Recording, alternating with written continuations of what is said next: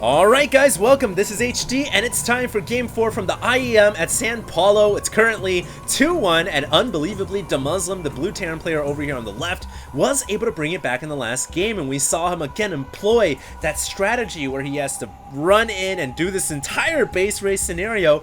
But the difference is it actually worked. Unlike the previous games that we've seen so far in this entire series, he actually made it work. He pulled it off and he was able to crush the Zerg into oblivion and finally put himself at some type of momentum in this series. Now he's got to win another one, and if he can do that, then he'll bring it to the ace match, to the final match, because it will tie it up at 2 apiece. So he has got to win this game if he wants to advance onward. Violet, meanwhile, has a little bit of a cushion. Doesn't have to win this game per se, but needs to win one of the next two, including this one. So we'll see what happens, and right now Violet is going to get that very quick scout access into the Terran, Terran main. The Terran did not see the Overlord. Notice that Violet pulled the Overlord away before the command center could see it, and that is going to keep Demuslim in the blind for a little bit, as he's actually scouting the wrong way first, so that is going to actually keep him in the dark for the longest amount of time possible. And now the drone making its way inside, it will be possibly blocked off here, and the reason why I say possibly is because Demuslim did pull off a secondary SCV,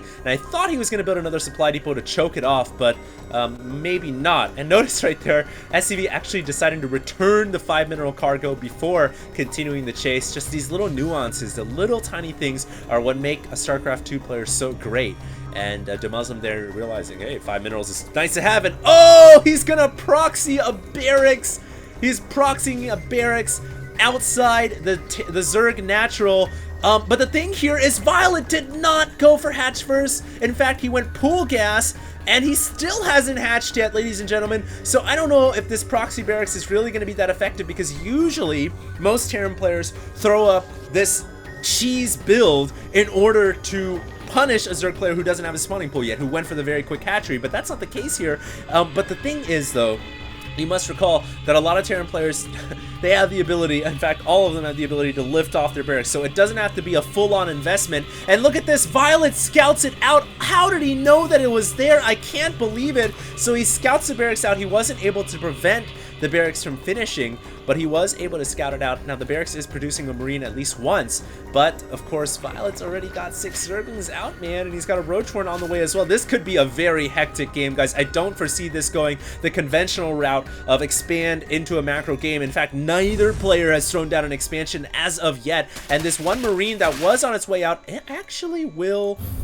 I guess it was able to rejoin the forces over here and it was not picked off by the Zerglings, and now Demuslim is going to lift off the barracks. So perhaps we are going to go into a more standardized game here, but the only reason why I say maybe not is because Violet has another card up his sleeve, and he's got a Roachhorn here, and he saved up a lot of gas. So I would imagine here he's about to do some kind of a one-base Roach bust against Demuslim, which could be absolutely devastating. Now, granted, there are 2 barracks. No, there's only 1 barracks, so the second barracks did not go back home. So that's actually even more devastating, because right now Demuslim needs all the production he can get if Violet goes for some kind of a Roach bust. But he didn't. In fact, he must have canceled the Roachhorn.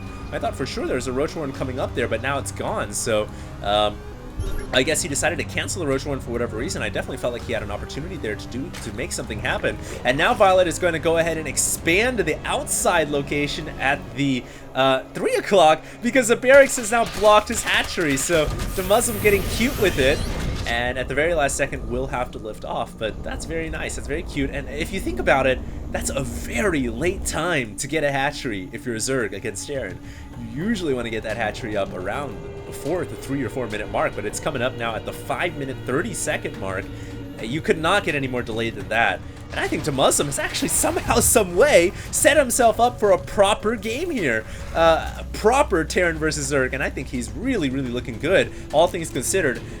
Violet here is going to have to start to expand at will if he wants to get back into the thick of things. And the problem here is he can't expand to the gold because there's rocks. He can't expand to the back portion because there's rocks there as well. He's going to have to expand here, and luckily for him, he did leave a Zergling underneath the barracks, so that's very smart.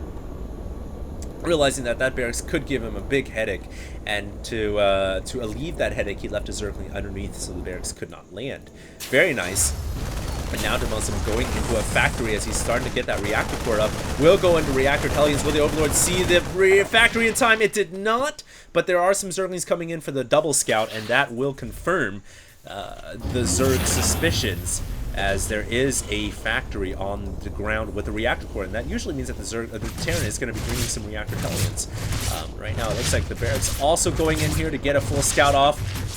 Demuslim did not see the lair, and I'm sure that's what he was checking for. Did not see a lair, did not see a roach horn, so he has nothing to worry about in terms of surprises, and he didn't see a baneling nest either. So really, all three things that a Terran would normally worry about in this matchup, non-existent so far, and he really doesn't have to. He doesn't really have to muster up any type of massive defense or anything like that. In fact, I'm surprised he hasn't expanded yet. He has a command center inside the main, going into, wow, mass factory production again, guys. What have we here? It looks like we're going to see some more mechanized developments from Demuslim, and that could make things very, very interesting. It looks like he's just going to stay with that mech build that he really, really likes. This map can work with mech. It's definitely more viable, I think, than Antigua's Shipyard, but it's still pretty open in the middle. Meanwhile, Demuslim runs his Hellions into the drones. Beautiful run by. He will get 3 drone kills, but that will pretty much be it, as the Zerglings will remuster along with the drones, and hiding behind the spine crawler they are, so I don't think the Hellions will get much more damage than that. But the thing here is they are keeping the drones from mining just by their mere and very presence. And now they're going to go in and try to get off a couple more kills, in fact. That was a little bold, but I guess Demuslim was pretty much trapped there anyways. And yeah, this game is going into the macro phase now. Both players are on 2 bases. Excuse me, at least 2 bases. But Violet really, this essentially is on 2 because he's not mining out of this base at all. In fact, of all the things that have been set in motion in this game, the progress events, if you look at the timeline, it honestly really favors Demuslim. I think Demuslim has played a spectacular opening in this StarCraft 2 match, and openings are obviously very important. They set the tone, they set the momentum for the rest of the game to unfold, and so far he's really been keeping Violet on the back foot. So here comes those Hellions. Once again, they have Blue Flame. Oh my god, they have Blue Flame, and all those Zerglings could go down, but it looks like there were just enough along with the Queen to clean that up. That was very nice, actually, for Violet to corner those Hellions into the corner, and just enough surface area being provided for the Zerglings to get enough damage in. So Demuslim's Hellion squad does get shut down. That is a momentary setback, but there are more Hellions inside the main. There was a medevac drop inside the main. 2 kills on that Hellion. I think there were 7 kills on another one, and total so far there's been 17 worker kills this game. Unbelievable. This is unbelievable. I don't know if you guys have ever seen that YouTube video, but it's pretty damn hilarious. This is unbelievable, and Demuslim is tearing it up right now. He is ripping the drones a new one, and the worker count continues to hit stratospheric numbers. 29 workers killed so far. The Terran is ahead at 76 over 52 supply. And by the way, I don't know if I mentioned the win rate statistics on this map yet, but it is 52% for Terran versus Zerg. So Demuslim certainly taking the map advantage all the way and trying to eke out this win, because he knows he needs to go to the final match in order to stand toe-to-toe with Violet.